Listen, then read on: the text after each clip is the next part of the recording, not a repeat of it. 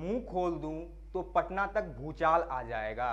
ये धमकी थी या वर्क कल्चर में पनप रहे या यूं कहिए कि पूरी तरीके से डूबे हुए सभी विभाग के भ्रष्टाचारी व्यवस्था के अंतर्गत काम करने वाली एक अधिकारी की व्यथा। नमस्कार, आप देख रहे हैं केबीसी न्यूज़ बिहार और मैं हूं आपके साथ करण। सरकारी कर्मचारी शब्द जबान पर आते ही माफ कीजिएगा एक ऐसा घिनौना चेहरा सामने आता है जो शायद ही इज्जत देने के लायक हो। इसके लिए वे सभी सरकारी कर्मचारी जिम्मेदार हैं जिनका तोंद वेतन से बढ़ ही नहीं सकता, जिनके बीवी बच्चे 5 स्टार होटल की जिंदगी से कम में मानते ही नहीं, जो अपने बाप और अपने पति को दिन रात ज़्यादा से ज़्यादा कमाने के लिए उकसाते हैं, जो वास्तविकता में काली कमाई होती है। वैसे काली कमाई के कारस्तानी की पिछले 10 दिनों से बिहार में एक से एक स्टोरी आने लगी है।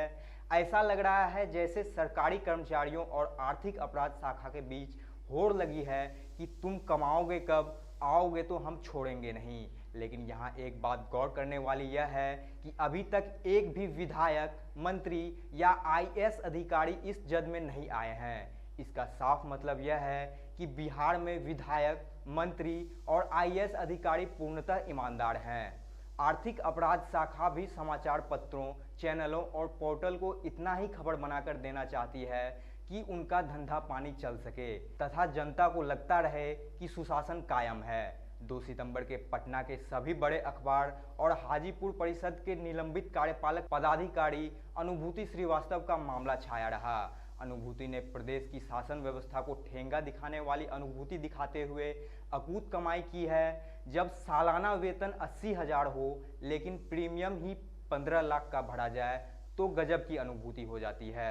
इसी से साहब के ठाट बाट का अंदाजा लगाया जा सकता है।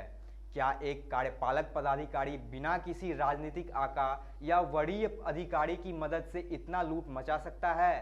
क्या वह करोड़ों की चल अचल संपत्ति अर्जित कर सकता है? अभी अनुभूति बाबू का मामला खत्म भी नहीं हुआ था कि 5 सितंबर को एसडीपीओ पंकज रावत का मामला उछल गया। रावत ने अपनी पत्नी और परिजनों के नाम पर करोड़ों रुपए की संपत्ति अर्जित की। छापेमारी में पटना के दीघा बगीचा में आवासीय भूखंड, श्री कृष्णापुरी में फ्लैट, दानापुर सगुना मोड़ के शताब्दी मॉल में 2 दुकानें व फरीदाबाद एनसीआर में फ्लैट के साक्ष्य मिले।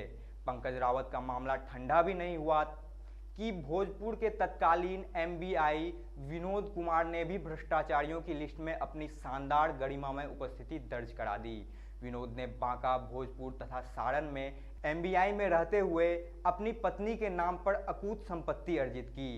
क्या आपको इन सभी स्टोरी में कोई समानता नजर आती है? ध्यान से सोचिए। 7 फेरे 7 वचन को निभाते हुए सभी घूसखोरों ने पत्नी के नाम पर भी अकूत संपत्ति अर्जित की। ज़्यादातर अधिकारी घूसखोर इसलिए भी बनते हैं क्योंकि उन पर परिवार का दबाव होता है, लेकिन इस 7 फेरे 7 वचन निभाने के चक्कर में बेचारी जनता पिस रही है। सरकारी कानून भी इतना लचर है कि कार्यवाही केवल अधिकारी पर होता है, जबकि कार्यवाही पत्नी और बालिग बच्चों पर भी होना चाहिए, नहीं तो कम से कम पत्नी पर जरूर होना चाहिए।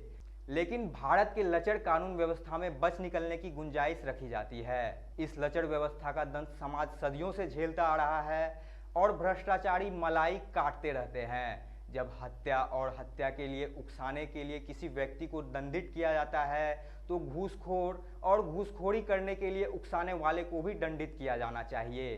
क्या ये चर्चा का विषय नहीं होना चाहिए? ऐसे ही तमाम खबरों के लिए बने रहिए हमारे साथ और देखते रहिए केबीसी न्यूज़ बिहार।